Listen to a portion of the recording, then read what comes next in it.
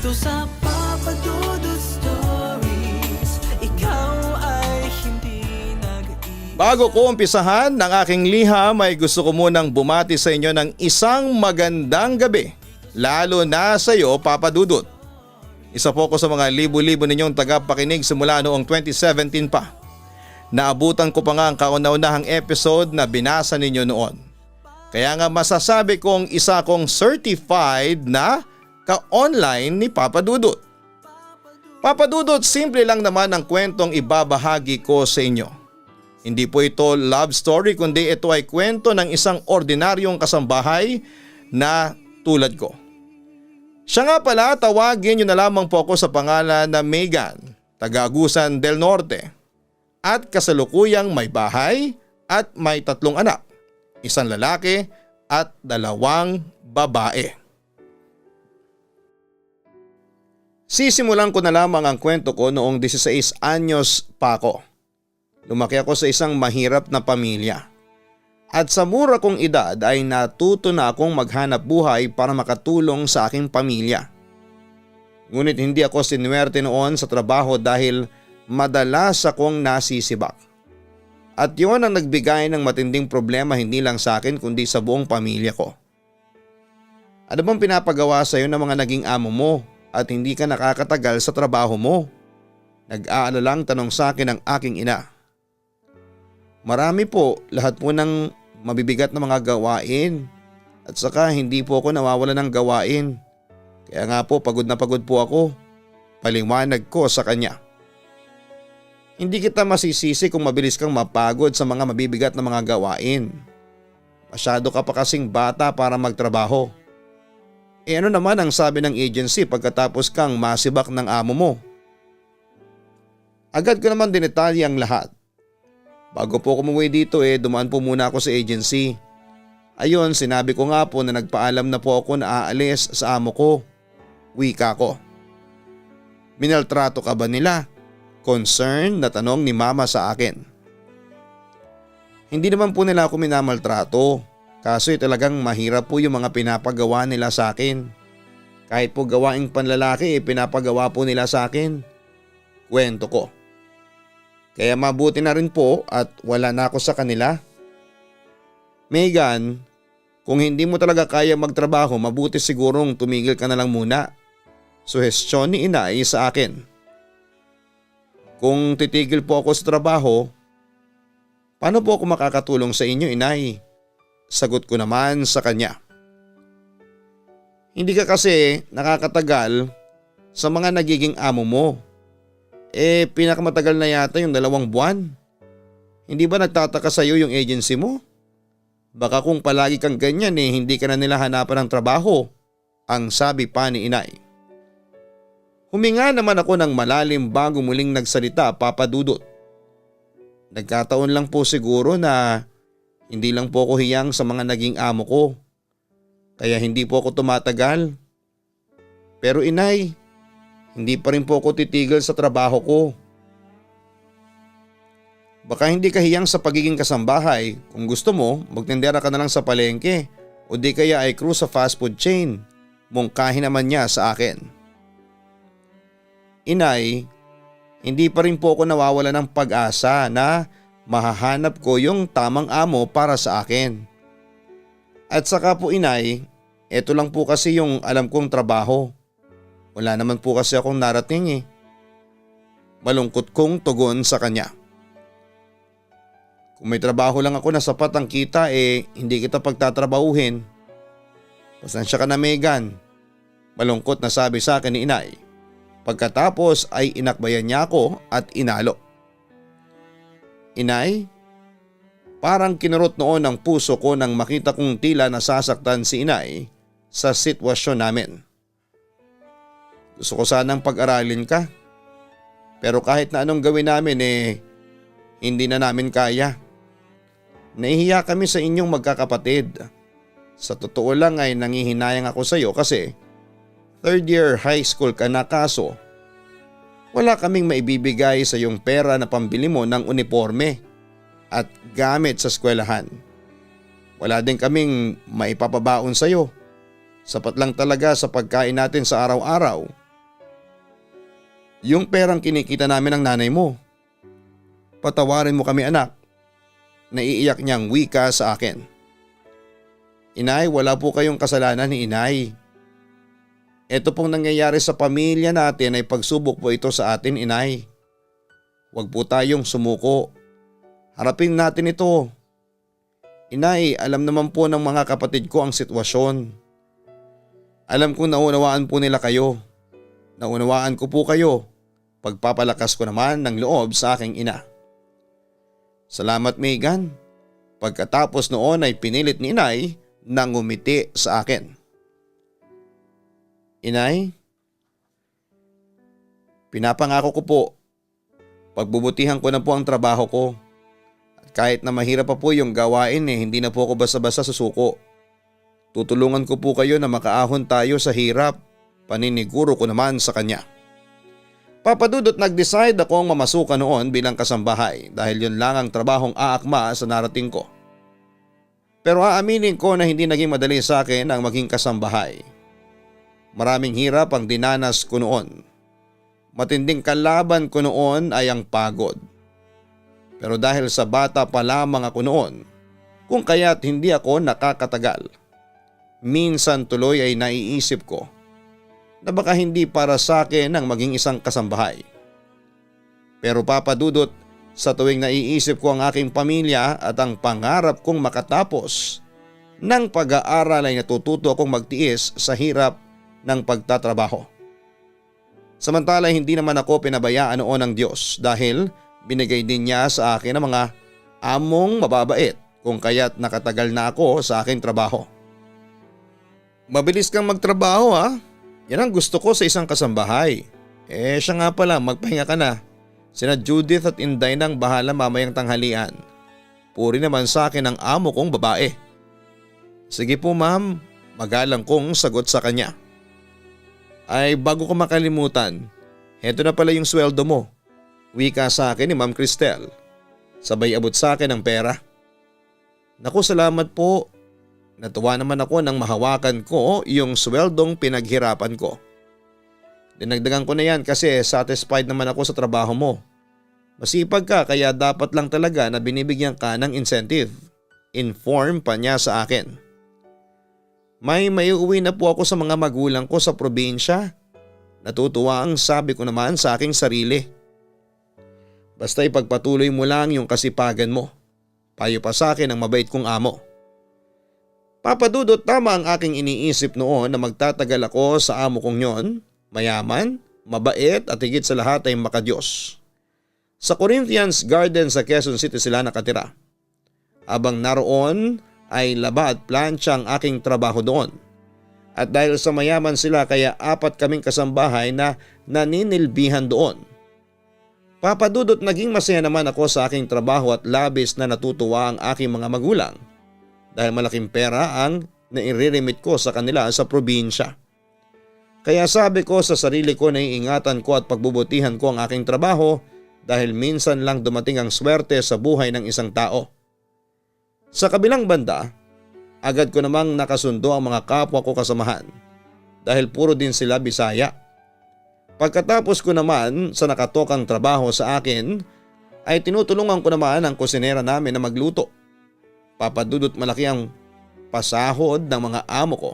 Kaya malaki noon ang naiuwi kong pera noon para sa mga magulang ko at mga kapatid ko sa probinsya.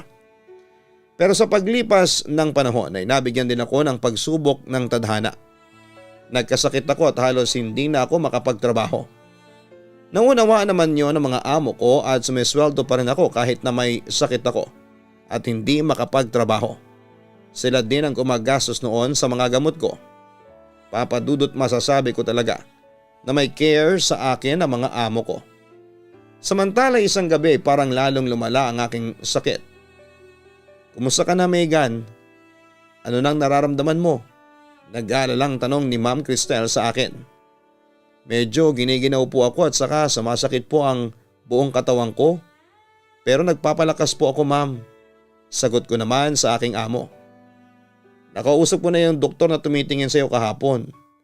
Lumabas sa resulta na may pneumonia ka. Sabi naman ng boss kong si Sir Paul. Nagulat ako sa aking narinig. Talaga po? Kaya heto, binilhan ka namin ng gamot para gumaling ka. Wika naman sa akin ni Ma'am Cristel. Pagkatapos noon ay tinulungan ako ni Dana na makabangon para uminom ng isang tableta. Baka lumala yung sakit mo. Magbakasyon ka na lang muna kaya. Umuwi ka sa probinsya ninyo para makapagpahinga ka. Yon ang naging suhestyon ni Sir Paul sa akin. Nalungkot naman ako sa aking narinig, Papa Dudut. Gusto ko mang tumutol dahil napamahal na ako sa aking trabaho ay aminado akong lumalala na ang sakit ko. Kami na muna ang bahala dito. Bumalik ka na lang kapag magaling ka na. Huwag kang mag-alala, hindi ka namin tatanggalin sa trabaho mo. Yan naman ang assurance ni Ma'am Cristel sa akin. Sige po, sa huli ay wala akong nagawa kundi ang pumayag na lamang sa gusto nila. Dana, bukas na bukas din ihatid mo si Megan sa probinsya ninyo. Sagot ko na ang pamasahe ninyo at ikaw Dana, dadagdagan ko ang pamasahe mo para makabalik ka kaagad dito. Utos ni Sir Paul sa aking kasamahan. Ikaw na mag-impake ng mga gamit ni Megan pa uwi. Utos naman ni Ma'am Cristel kay Dana. Tumango na lamang si Dana bilang sagot. Ikaw naman Megan, ibibigay ko na sa iyo ang advance at ang sweldo mo. Kumpleto yung ibibigay ko sa iyo, dadagdagan ko pa yon. Bali, yun na ang tulong namin ni Paul sa iyo. Inform naman ang amo kong babae sa akin. Basta kung okay ka na ay tumawag ka lang dito sa bahay namin at bibigyan kita ng pamasahe para makabalik ka ulit dito. Ang sabi pa niya sa akin. Papadudot pagkatapos noon ay napilitan akong umuwi na sa amin. Ayaw ko mang umuwi pero wala na akong mapagpipilian noon. Nanginayang ako kasi okay na sana ang trabaho ko pero dahil sa kapabayaan ko sa sarili ko kung kaya't nangyari yon. Pag uwi ko sa probinsya ay nagpagaling talaga ako. Sinumpa ko talaga sa sarili ko noon na oras na gumaling ako ay babalik ulit ako sa mga amo ko. Sayang din kasi yon. Minsan lang kasi dumating ang swerte at para sa akin ay sila ang swerteng ibinigay sa akin ng Diyos. Kaya't hindi ko sasayangin yon, Papa Dudut. Papa Dudut, sinikap kong magpagaling noon sa sakit kong pneumonia at sa awa naman ng Diyos ay hindi niya ako pinabayaan. Gumaling din kaagad ako pero dumating ang isang opportunity na matagal ko nang pinapangarap, ang makapagpatuloy sa pag-aaral. Na mga panahong yon ay malaki na noon ang naipon ko bukod sa handang tumulong sa akin ang mga magulang ko na pag-aralin ako. Kaya nag-decide muna akong mag-aral bago ko ipagpatuloy ang paninilbihan sa mga amo ko sa Maynila. Papadudot, nagpa-enroll ako kaagad sa eskwelahan at sa edad na 18 ay third year high school pa lamang ako. Naisip ko noon na napag-iwanan na ako ng aking mga kabatch. Pero sinikap ko pa rin na makapagtapos sa aking pag-aaral sa high school at heto nagtagumpay naman ako. Tita Je, salamat po sa inyo ni Inay ha. Kung hindi dahil sa tulong ninyo hindi ko matatapos ang high school. Ang sabi ko sa aking tiyahin na tumulong sa akin na magpaaral. Wala yon, maliit na bagay yung tinulong namin sa iyo. Nga pala, pagkatapos mo mag-aral, ano na ang plano mo? Tanong naman sa akin ni Tita Je. Babalik po ako ng Maynila para maghanap ulit ng trabaho. Yun naman ang sagot ko. Bakit di ka bumalik dun sa amo ninyo? Ni Dana. Suhestyon naman niya sa akin. Gusto ko po sanang bumalik kaso baka nagalit na sila sa akin. Kasi hindi na po ako bumalik pagkatapos kong gumaling sa pneumonia. Yun naman ang pangamba ko. Bakit naman sila magagalit sa iyo? Sabihin mo na nag-aral ka. Sigurado ako na mauunawaan ka nila. Pangungumbinsi naman niya sa akin. Kung sa bagay po baka tanggapin po nila ulit ako. Yun kung may bakante, sabi ko na lamang sa aking tiyahin. Bakit hindi mo ulit tawagan yung dati mong amo? Subukan mo mangumusta. Wala namang masama kung makikibalita ka sa kanila. Malay mo, tanggapin ka nila ulit. Di may trabaho ka na ulit pagkatapos mong mag-aral. Malay mo makapag-ipon ka pa para may pangkolehiyo ka. Paliwanag pa ni Tita Je sa akin. Sige po tita, tatawagan ko po yung mga amo ko. Mangungumusta po ako. Pagsang-ayon ko. Pagkatapos noon ay wala akong inaksayang panahon at sinunod ko ang payo sa akin ni Tita Je. Tinawagan ko ang dati kong mga amo. O kumusta na? Ano na nangyari sa iyo? Bakit hindi ka na bumalik dito?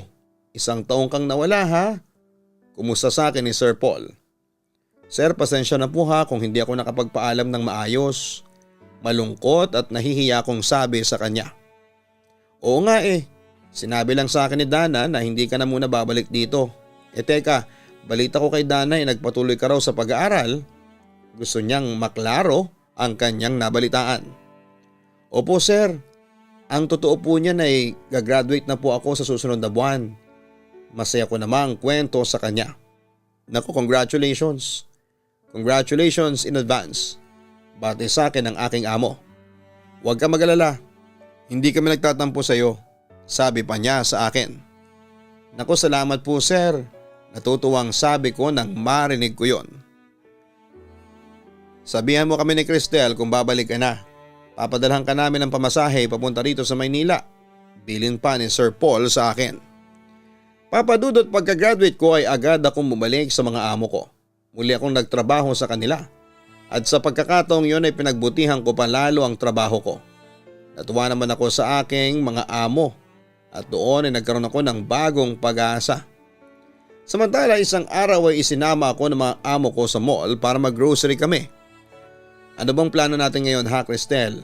Ano bang lulutuin mo mamayang tanghalian at tapunan? Narinig kong tanong ni Sir Paul sa kanyang asawa. Bala ko sanang magpansit ngayong tanghalian tapos sinigang na hipon naman mamayang hapunan. Sagot ni Ma'am Cristel sa asawa niya.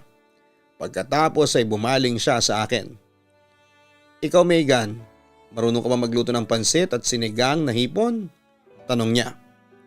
Opo ma'am, marunong po akong magluto ng pansit. Yung sinigang na hipon po, medyo po. Ang madalas ko po kasing lutuin noon sinigang na baboy. Magalang na sagot ko naman sa aking amo. Pagkatapos noon ay bumili na kami ng mga grocery items tulad ng mga gulay at karne at seafoods. Nakakagulat dahil 3 malalaking grocery carts ang tulak-tulak namin at lahat yon ay malapit ng mapuno. Nga pala, wala pa pala kaming regalo sa iyo nung graduate ka ng high school last week. Wika ni Ma'am Cristel sa akin. Pagkatapos noon ay bumaling siya sa kanyang asawa. Naku Paul, ibili natin siya ng regalo. Naku, nakakahiya naman po, sabi ko sa kanila. Ano ka ba, wala yon. Gusto ka lang naming mabigyan ng regalo sa tagumpay na nakamit mo. At saka matagal ka na nagtatrabaho sa amin bilang kasambahay. Kaya dapat lang nabatiin ka namin. Wika ni Ma'am Cristel sa akin. Mamaya dadaan tayo sa tindahan ng mga damit. Ibibili kita ng mga bagong damit ha. Kami nang bahala ni Paul sa pera. Hindi naman ako makapaniwala sa aking narinig. Talaga po? Masipag ka kasi. Maraming ka na rin nagawang kabutihan sa amin. At saka natatandaan mo yung perang sinauli mo sa akin? Dahil sa pagiging tapat mo dapat lang nabigyan ka namin ng incentive. Wika naman ni Sir Paul sa akin. Naku, maraming salamat po talaga Sir Paul, Ma'am Cristel. Puro kasiyahan ang laman ng puso ko ng mga sandaling yon dahil nakatagpo ako ng mga among makatao at sobrang mababait. Samantala bukod sa pagbili sa akin ng mga damit at maraming pabor pa na ibinigay nila Sir Paul at Ma'am Cristel sa akin, tulad na lamang noong ipinasok ni Sir Paul ang mga kapatid kong lalaki sa pag-aari nilang factory ng semento at paints. Tinulungan din nila kaming ipaayos ang aming bahay sa probinsya. Kaya nga papadudot masasabi kong 2 in a million talaga ang mga amo ko. Kaya naman sinikap ko talaga na suklian yon ng kasipagan. Pero hindi ko inaasahan na darating ang panahon. Nasusubukin ng tadhana ang loyalty ko sa mga amo ko. Isang araw ay napagdesisyonan ng mga amo ko na ako ang pansamantalang kapalit ng tagapagluto doon sa isa nilang bahay sa Navotas. Pumayag naman ako. Pero pagdating ko doon ay hindi ko nagustuhan ang trato sa akin ng tatay ng amo kong babae na doon nakatira. Pinagmamalupitan nila ako at nilalait kapag nagkakamali ako sa trabaho. Pero isang gabi ay nangyari ang isang hindi inaasahan. Pinasok na ako ng amo kong matanda sa aking kwarto at pinagtangkaan niya akong gahasain. Siyempre nanlaban ako at dahil sa matanda na siya ay hindi siya nakalaban sa akin. Nasipa ko siya na siyang naging dahilan para matumba siya at mauntog kung saan ay pumutok noon ang kanyang noo. Agad naman akong humingi ng tulong noon at nadala agad sa ospital ang ama ni Ma'am Cristel. At ayon, ligtas naman siya. Pero doon na nagsimula ang katapusan ng tinatamasa kong kabaitan mula sa aking mga amo. Nagsinungaling ang ama ni Ma'am Cristel na kaya siya nadapa at nauntog ay dahil sinipa ko siya nang mahuli daw niya akong nagnanakaw ng mga gamit sa bahay. Taliwas sa totoong nangyari na pinagtangkaan niya akong gahasain. Nag-explain naman ako kina Ma'am Cristel at Sir Paul ng side ko. Pero ininsist talaga ng matandang yon na isa raw akong magnanakaw at lumaki raw ang ulo ko dahil sa magandang pakikitungo sa akin ng mag-asawang amo ko. Sa kasamaang palad ay tila mas pinaniwalaan ni Ma'am Cristel ang kanyang ama dahil doon ay lumayas ako sa bahay nang basta-basta at hindi na ako nagpaalam sa mga amo ko. Samantala nagulat ang mga kapatid ko at mga kamag-anak ko nang bumalik ako ng probinsya. Doon ko ikinuwento sa kanilang lahat. Siyempre nalungkot din ako kasi napamahal na sa akin ang mga amo ko. Pero sa tuwing naaalala ko yung tangkang panggagahasa sa akin ng tatay ni Ma'am Cristel, ay naiiyak ako sa galit. Sa kabilang banda naman, 3 months ay tumawag sa akin si Ma'am Cristel at humingi ng sorry sa akin kung hindi niya ako pinaniwalaan sa sumbong ko noon sa papa niya. Ayon naman kay Danay, nahuli daw ni Ma'am Cristel ang ama niya na pinagtatangkaang gahasain ng bagong hired nilang kasambahay. Kaya ganoon na lamang ang paghingi ng sorry sa akin ng amo kong babae. Ibinalita rin sa akin ni Dana na namatay na ang matandang rapist matapos makulong ng 2 linggo sa selda. Samantalang inaya naman ako ni Sir Paul na bumalik sa kanila pero nagpasya na rin akong huwag nang bumalik pa. Siguro dahil sa nagpasya na akong magpatuloy noon sa pag-aaral. Sinubukan kong magkolehiyo pero 1 taon lang ako pumasok dahil sa laki ng tuition fee. Kaya sa huli muli na naman akong naghanap ng trabaho bilang kasambahay. Papadudot pagkatapos noon ay kung sino-sino na ang naging amo ko. At sa pagkakataong yon ay mas pinag-igihan ko pa ang pagtatrabaho ko. Pero aaminin kong wala pa rin ang makakapantay sa mga amo ko na tumulong sa akin. Minsan nga ay pumapasok din sa isipan ko na mukhang mali ako nang naging desisyon na hindi na bumalik pa. May nagsasabi sa isipan ko na kung bumalik sana ako ay tatanggapin ulit nila ako. Pero hindi ko na yon nagawa dahil nakapag-asawa na ako kinalaunan at nagkaroon ng sariling pamilya. Sa ngayon, papadudot ay okay na rin ang buhay ko at ng pamilya ko. May maayos na rin po akong trabaho. Pagkatapos ko kasing magkasambahay ay sinubukan kong pumasok bilang cashier sa isang mall at natanggap naman ako. Masaya na rin po ako ngayon kahit na hindi natupad ang pangarap ko na makapag-aral ng kolehiyo. Ipapaubaya ko na lamang sa mga anak ko ang pangarap kong yon. At yon ay ang mapagtapos ko sila. Kaya nga heto, todo kayod kami ng asawa ko para maibigay ko sa mga anak ko ang pangarap na hindi ko minsan nakamtan sa buhay ko. Papadudot, heto lamang ang kwentong maibabahagi ko. Simple lamang, ngunit sana'y kapulutan po ito ng aral at inspirasyon. Muli maraming salamat po sa inyo dahil nagkaroon ng mga kasambahay na tulad ko ng libangan habang nasa trabaho. Hanggang sa muli, God bless and more power. Lubos na gumagalang, Megan. Maraming salamat Megan at pinarinig mo sa amin ang iyong kwento ng buhay. Wala kang dapat na panghinayanganan kung nawala man ang trabaho mo kina Cristel at Paul. Dahil alam nating God has far more beautiful plans para sa iyo. Although wag din tayong makakalimot na magpasalamat at tumanaw ng utang na loob sa mga taong tumulong sa atin lalo na sa oras ng kagipitan. Samantala we are happy to know na meron ka ng sariling pamilya at masaya ka na sa buhay kapiling sila. Siguro yan talaga ang gusto ng Diyos na tahakin mong landas. Palagi mong tatandaan na love your family first. Magsumikap ka sa trabaho para sa kanila. Sila ang gawin mong inspirasyon sa pang-araw-araw at sinasabi ko sa iyo, with that motivation ay magtatagumpay ka sa iyong buhay. Huwag kalimutan na mag-like, share and subscribe. Maraming salamat po sa inyong lahat. Ang buhay ay mahiwaga, laging may lungkot at saya. Sa Papadudut Stories, laging may karamay ka.